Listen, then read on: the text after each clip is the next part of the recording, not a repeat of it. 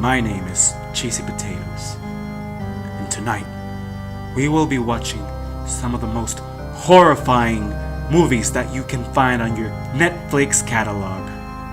You know which ones I mean.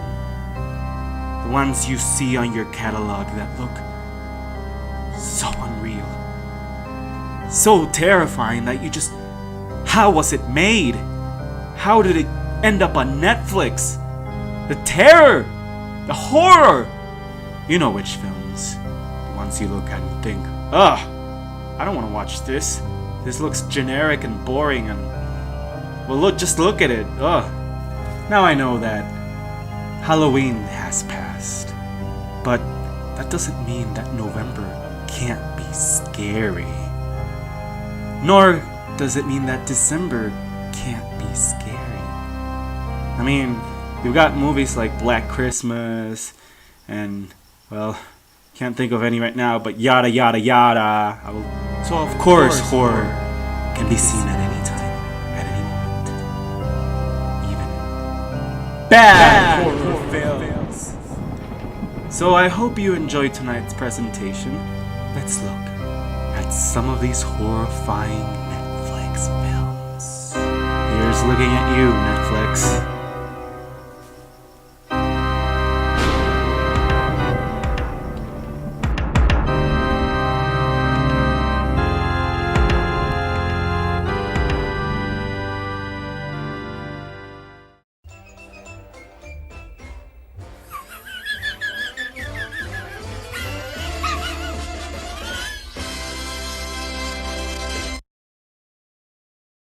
First up, I watched Paranormal Activity 2, and boy was it boring. If you want to watch a movie about people basically hanging out in their houses waiting for things to happen, then you're in for a treat. This is the movie for you. Now I remember watching Paranormal Activity 1 back in 2009 with some friends at a movie theater, and if you were alive at that time, I'm sure you remember that whole demanded campaign.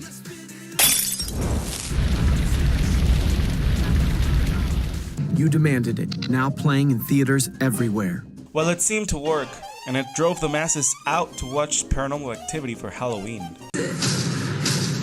And by the end of that movie, I remember thinking, wow, is this it? This is horror? You demanded it. And here you'll be asking yourself the same damn thing again. The movie has a lot of slow build-up, which is just to compensate for the lack of story. Or the lack of anything really happening in the story, other than people being paranoid. You have characters just waiting around for things to happen, and then when something does happen, it's usually a boom. Or in this case, a bang. There's a bang at the door. Scary.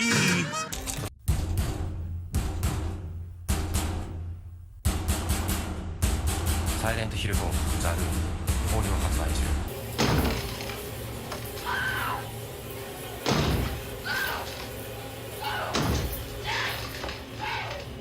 You also have other variables of fear to look out for in this movie, like random noises, dogs barking at things, people floating around.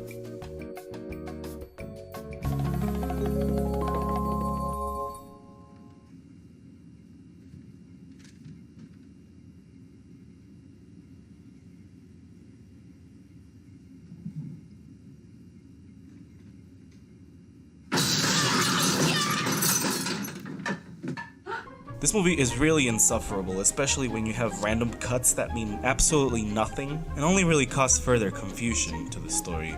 What's going on? Seriously? Oh.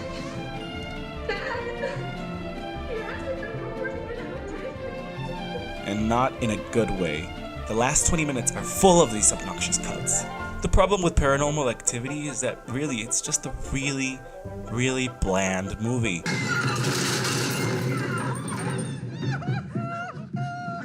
They both are. Both Paranormal Activities are.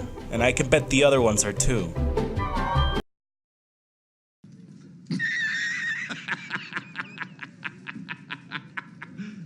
You serious? If I had to say any pros about this movie, I guess it would have to be that at least the writers cared to try. They had characters that, well, they weren't the most interesting characters, but at least they gave them some sort of personality. Don't look at me, look at the screen. Sure, after a while, it's just a one-way track. The dad doesn't believe in ghosts, and then the girl is like, you gotta believe it. And then the mom is just, I don't know, she's going crazy. The dog and child actors are actually very good. Smart doggy, smart baby. Unfortunately, the movie completely failed at scaring me. Not once was I fucking scared. And there's nothing scary about this movie. The only reason you could be scared is if you're a gullible 8-year-old baby. Or a 65-year-old grandma who accidentally played this movie. This isn't even a Halloween movie. I wish I could have been in that audience.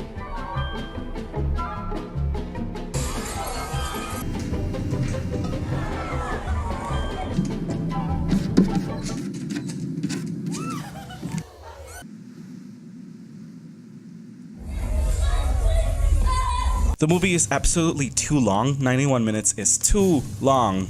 You need to tighten this up. It could have easily been an hour. If you had just cut out all the annoying development. Nobody cares about this. Watching people waiting around for things to happen isn't scary. It's supposed to be the intense climax of the movie. But we can't make a single thing that's happening. There's no fucking tension. Nothing is real. Everything feels fake. Whatever they were trying to build up to, it didn't really work. Because it's not scary. This movie is a waste of time because the ending isn't even exciting. There's nothing scary about it, and when it does end, oh, it just spoon feeds us the ending. Oh, it all ended so badly. It's so much scary. Poor girl who ended up alone without any family. Isn't that scary? Oh yeah, and then there's a scene where the movie tries to connect with the first Paranormal Activity.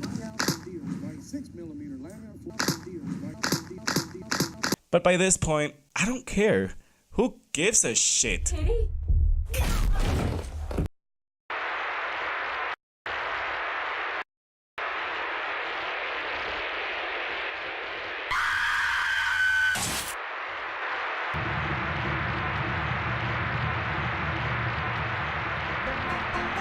Wow, I just watched The Präsenz, or Die Präsenz, and it was god awful. This was worse than a student film. I looked up into who this director was, and it's just some guy. He did study in the New York University for film. He might come from money, not that I'm class shaming, but still, how do you crap up this shit? It's just, this movie is so uninspiring. If you watch this movie, you're basically going to watch an uninspiring, cheaply made film.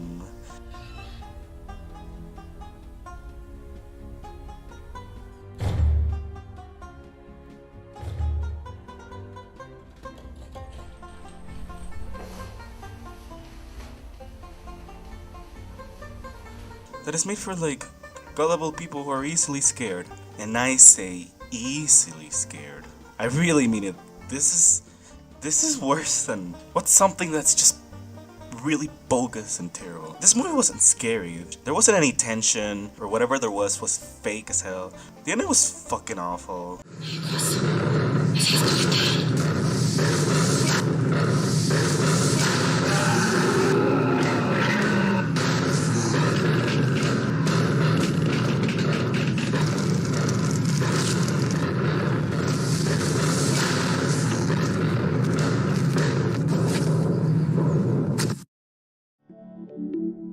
Terrible and uncomprehendable, which was the worst part of it. There were cuts that didn't make any fucking sense, which just confused you. It's worse than Paranormal Activity. I mean, I had to keep wondering, am I watching original versions? It has in the past happened that Netflix screws me with its content. Sometimes it likes to cut it out. So I'm wondering, are there any missing scenes? This happened in Paranormal Activity 2 as well. And I complain about all these cuts because they're really annoying. They completely take you out of the movie, and you can tell what they're trying to do. They're trying to purposely fuck with you, and not even in a functioning way. If anything, it backpedals with the story and completely confuses you. And it's a very simple story, but you're wondering what is the point of watching this? Give me a reason to watch you and enjoy you. This movie had horrible effects. I may have praised Paranormal Activity 2's effects, but wow, this is worse than a student film. The fights are the most fucking repetitive pieces of shit ever.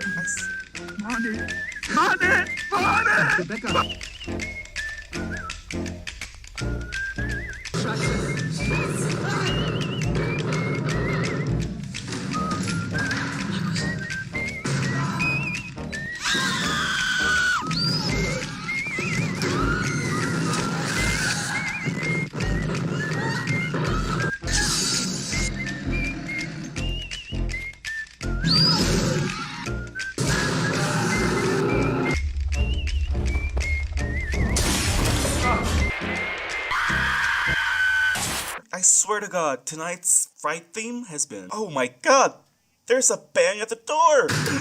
I better go check it out. I hope it doesn't fucking murder me. That's it. It's been, there's a bang at the door. Gotta go check it out.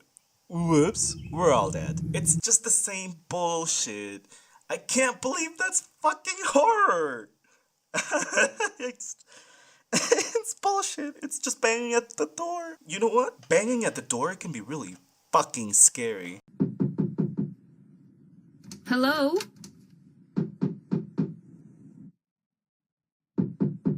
Stop it. You're disturbing me. Thank God. I finally found somebody.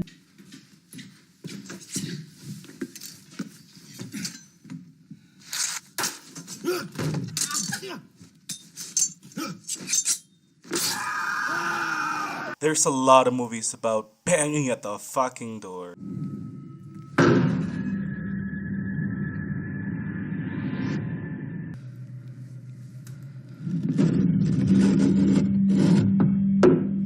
And these movies, that's in their DNA, you know? It's not their fault. It's not their fault they're awful movies. It's not their fault they're generic as fuck. But I do have to ask this director, why? Why did you even make this?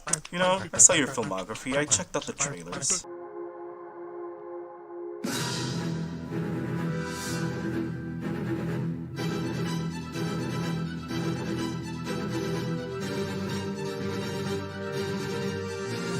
You made one film that looks nice. I do have to wonder, how did this make it to Netflix? But then again, how did it not? Or how could it not? Jesus Christ. The performances are all fine, I guess. So far these two movies have been about actors that are stuck in lower quality products than they could make. Maybe, unless they're just doing this because the director is their friend. Well, except these two gentlemen. They were boring as fuck. I don't really care about them.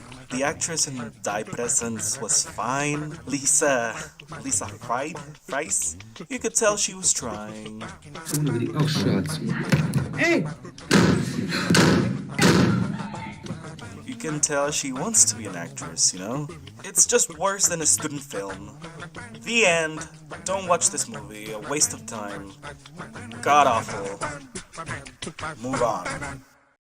So by this point, I was pretty inebriated because I knew I was going to need it for this little marathon. And I must admit, when I saw the cover for this movie, FirstBorn, which I decided to watch because, well, Paranormal Activity 2 had been about a FirstBorn as well. So I thought, you know, this looks like hot garbage. I gotta check that shit out. I was intrigued by the opening credits, which reminded me of classic horror movie intros.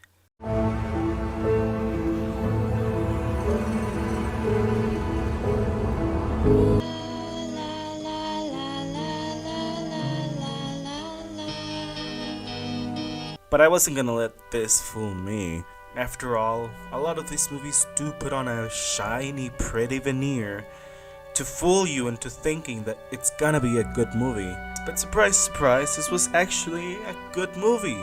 It was really a huge step up from everything else I had seen this night. God damn. Right away, you'll notice that this is an English film. So I guess we're taking a trip around the world tonight, seeing what every country has to offer for horror.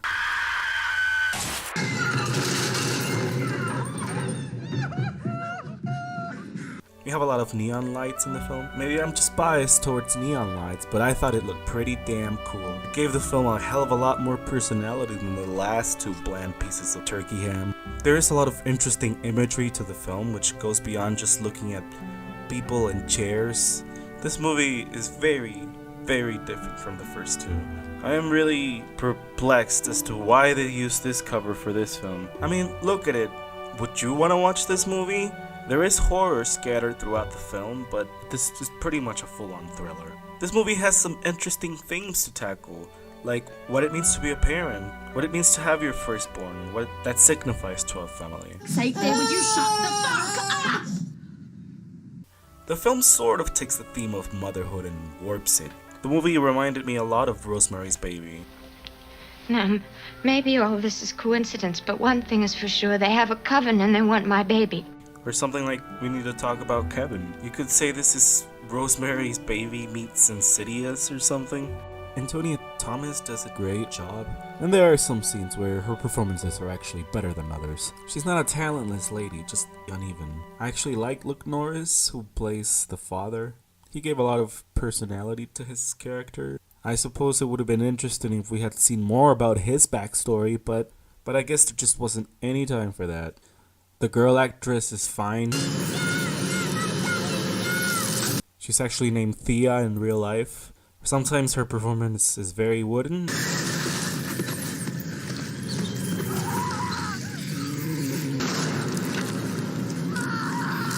And other times it's effective. School, everyone has the way you want it. I know you want it, my love, but you can't have it, can you? Jonathan Hyde is in this movie. Remember Jonathan Hyde? Well, he's in this. And really, the best part of this movie was Aileen Davis, who I did look up because I thought she was phenomenal in this movie. She stole the whole damn film, and I don't know why she's not getting more work. You need to hire this woman more often, British talent agencies. Do you know what suicide is? No. Good. It's not an option for us.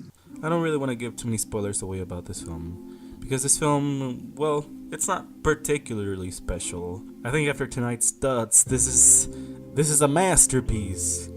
But it's not a masterpiece. It's not particularly scary, but however, it does have a lot of style, a lot of interesting ideas that some of these movies just haven't had. This movie actually took its time to develop some things, present some other ideas that maybe didn't get quite enough developed as I think they should have, or maybe it's fine that they didn't, I don't know. But honestly, the aesthetic look of this film, it's really what captures you in a way. This movie actually puts in the time to create some sort of atmosphere, which was there any atmosphere in the last two movies other than this is stupid?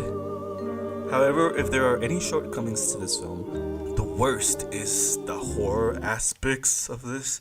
The horror in this movie it just sucks ass. You just get shitty effects like this. These awful effects you'd see in a Uwe Boll film.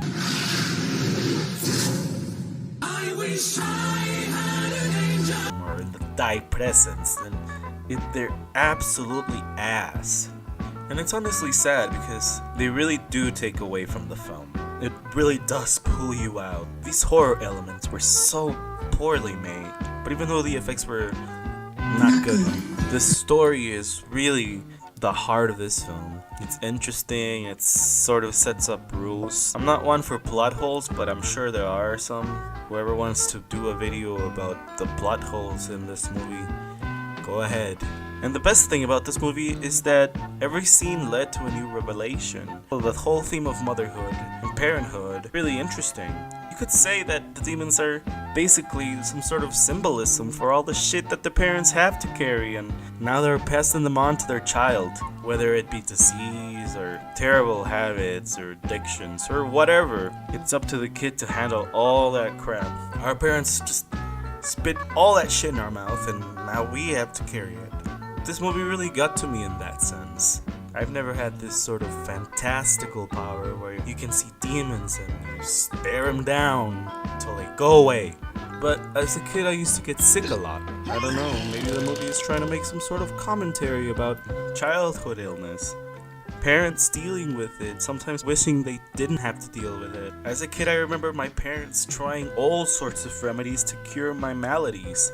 And that is an interesting topic to explore. A parent's concern. Fucking Paranormal Activity had the mother sitting down right after their dog got horribly attacked, and she just sat there for like an hour. She didn't even check on her kid. Couldn't she sit next to her kid's crib for like an hour instead? So yeah, at least I can say that this movie fucking gave a shit. Yeah, it's still got some really terrible effects and horror elements that completely fall flat on their face.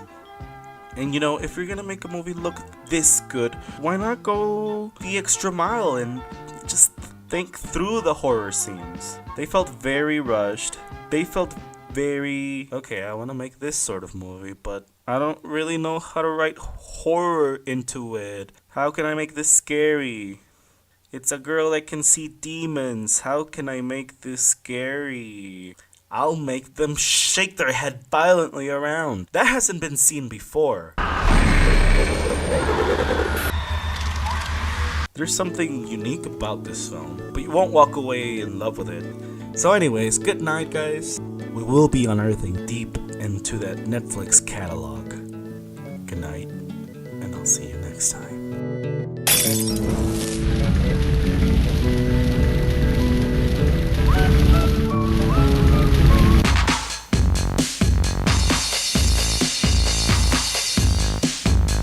Sucking on my titties like you wanted me, calling me all the time. Fuck the pain away, fuck the pain away, fuck the pain away, fuck the pain away, fuck the pain away, fuck the pain away.